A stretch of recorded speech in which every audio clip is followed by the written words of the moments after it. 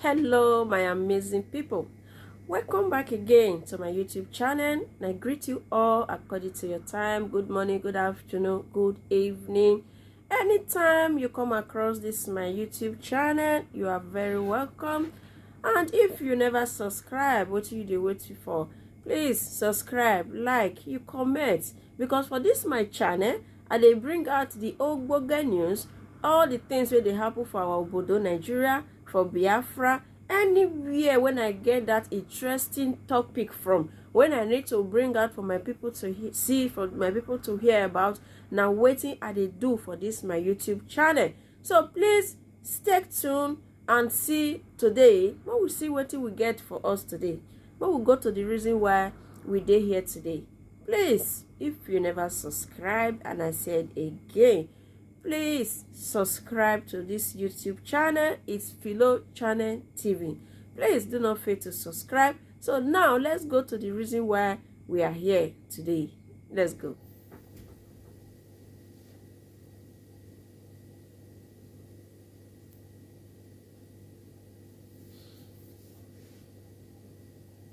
I just met with Mr. President. Following my press conference on Monday, I decided to come and inform Mr. President officially of my aspiration to run for the office of the President of the Federal Republic of Nigeria. Because Mr. President is the leader of the party, the APC, because he is the President of the Federal Republic of Nigeria, which office that I intend to handle after 2023. And again, that I use the opportunity to discuss issues related to our party, especially how the party was formed. President Muhammad Buhari, then former head of state, led the CPC into the merger of what became today APC, followed by Asuwaju Ahmed Tinubu, who led the ACN, and myself, Rochas Okorocha, who led the APGA, and other leaders of NPP. This is the four legs upon which the party today called APC is standing. I use the opportunity to remind Mr. President of how it all started, and for us to keep the history of this party alive. I also made him to understand that in the next coming convention, these four pillars should be carried along in all our decisions. For without these four pillars, there wouldn't have been anything called the APC today, and the victory that followed after. I also use the opportunity to intimate Mr. President of what is going on between me and economic and financial crime, the Efcc, and the harassment and intimidation that I'm getting from the Efcc literally on a daily basis. And to inform him that I have court judgment and 2 court orders, 3 different judgments at different forums, which stops the EFCC from harassing, intimidating, and all that. The EFCC have refused to obey the law. And so I have to inform Mr. President that EFCC should be meant to obey the law that established them. And without the law, there would have been an EFCC. And the desperation with which they go about any affair that concerns me should stop. And I reminded Mr. President that I recall that some times ago, the EFCC had claimed that they recovered the sum of 5.9 billion from my account, which the court found out to be untrue. In other words, they were biased and they prejudged me. On that basis, the court ruled and ordered that they should not any further more interrogate and harass me. This has also not been obeyed. The court ordered the EFCC to release my international passport. The EFCC have refused to obey. The court gave damages to me for the sum of 500 million naira for EFCC to pay, EFCC have not paid that. Rather than doing that, on the day of my declaration, EFCC went on the press to announce that I'm being prosecuted for some criminal charges of 2.9 billion and no more than 5.9 billion. So I said, as the President of Federal Republic of Nigeria, and one that stands on the side of law, that he should bring this attention to the EFCC.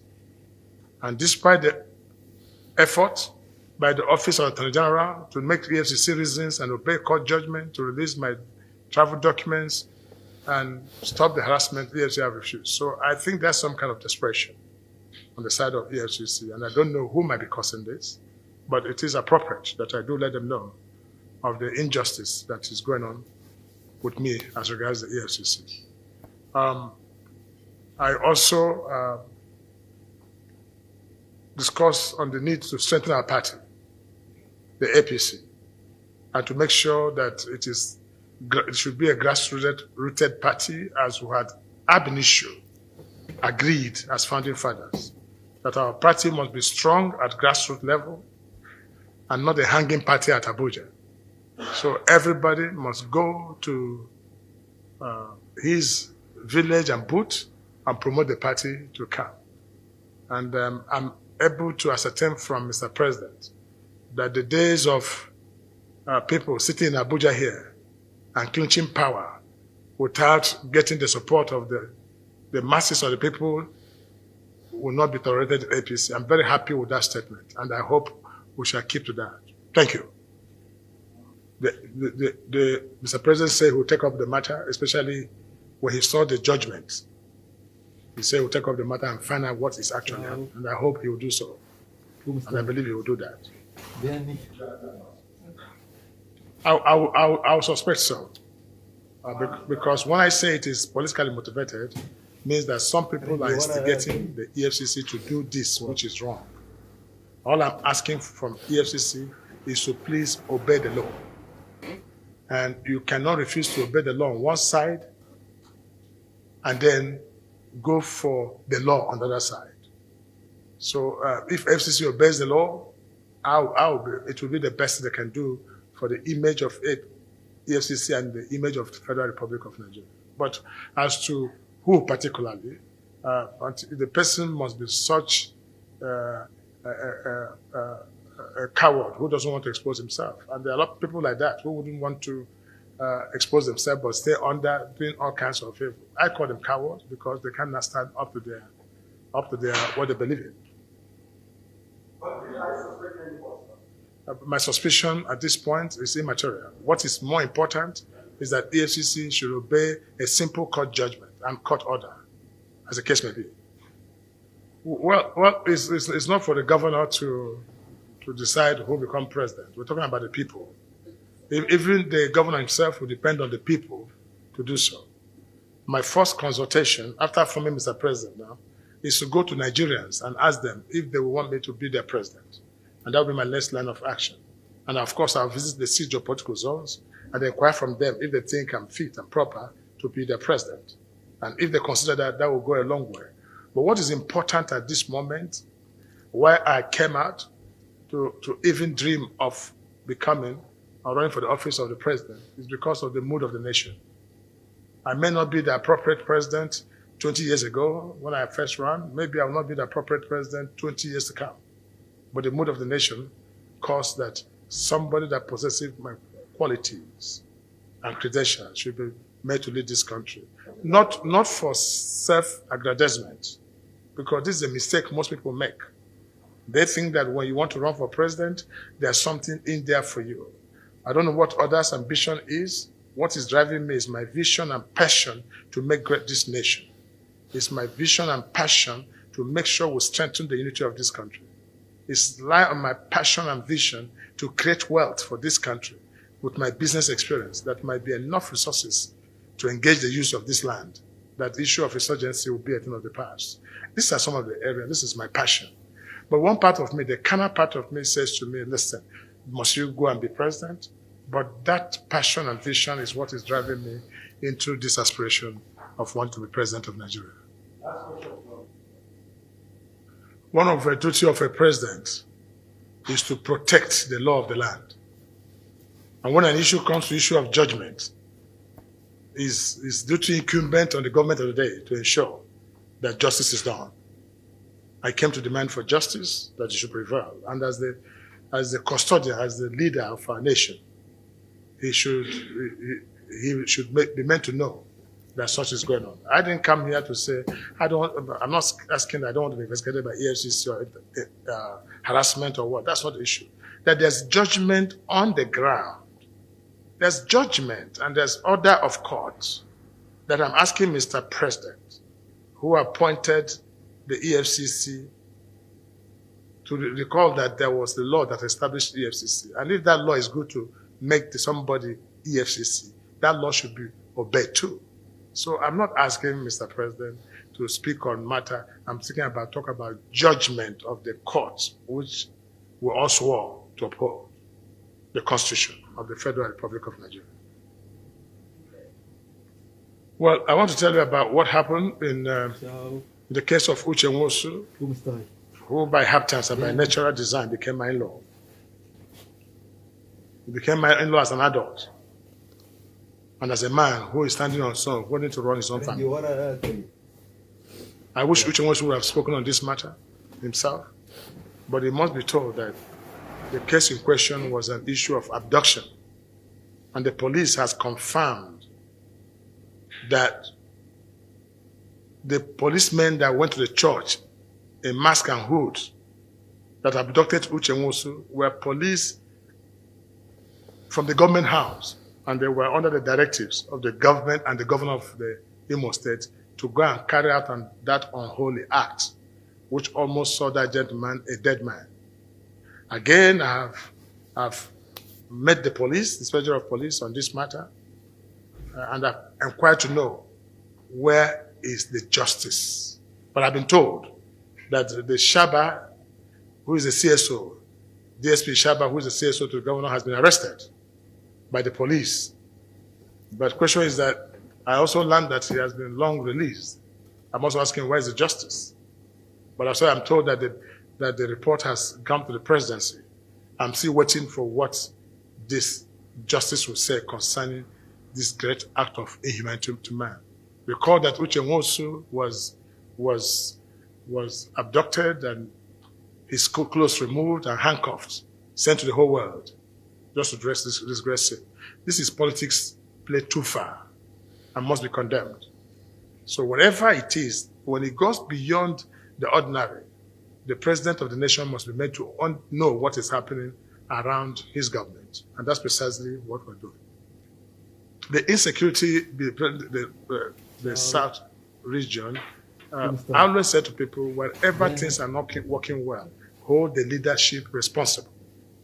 I was a governor of Imo State for 8 years, and within that 8 years, there was absolute peace in that land. The IPOB did exist, and all these agitational forces did exist. It's about the poor handling by the state government that orchestrated this to what it is today, that has left many dead and has left the whole nation in confusion and showing some kind of ethnic declines that seem to divide the Igbos from others. It is pure handling. If I remain the governor of the state, at this time you won't hear what you are hearing. So it is poor handling. The IPOB gentlemen are young men, our sons and daughters. And let no Igbo man tell you that these young men are not our sons and daughters. They are our children who believe that the Nigerian nation does not like them. Our children who believe that they have been marginalized in terms of infrastructures, appointments, and they've been going on with these songs for a very, very long time. They believe this, but we're able to assuage them and give them confidence that things will get better. And that was brought in when they formed the new leadership under Kano that started the whole thing into what it is today. But there was absolutely no need to have handled the IPOB matter the way it was handled. In the first place, bringing the Air Force and the Army into the matter, raiding from the air, was wrong and completely wrong. Asking the Air Force to take a fighter jet to go to war in Masetra Zone to fight young men, and that was wrong. Just as it is also wrong for these young men to have gone to the police headquarters and shooting and killing people. That I don't support any of that either. But what I'm talking about, approach. approach and handling was the major mistake that's made. Today, they have turned out to be terrorists. But for me, I don't see them as terrorists. I see them as still our children who have not been properly educated on the happenings. To an Igbo man now, who has not eaten in the morning or who has find 1 square meal a day, he thinks the federal government and government is responsible. Maybe he does not know that his counterpart in Katsina have stayed for a whole day without food. So this is a point of education. That's why we're trying to create this awareness before the people and let them do. So issue of IPOP is neither here nor there. It's a matter of handling, and state government must take responsibility for all that. As you see, it's worse in Imo. Why is it not in Abia? Why not in Anambra, Ebonyi? You hear very minute things happening there, but the headquarters is Imo State. You forgot I was called Okorocha for this reason. You forgot the young men said they were going to kill my parents, even as a governor. I engaged them. I made most of them surrender back their arms through my Imo State's pardon and amnesty program. It's an end time things that are not working. Please hold the leadership responsible in that particular state or that particular community. Leadership is everything. That's what I'm saying. The activities that went on later called for that, but it was a needless action to have even started, something that you can handle and not allow it to escalate. If the federal government made them to call them terrorists, it's the state government that made the recommendations and created that image that presented the boys as terrorists.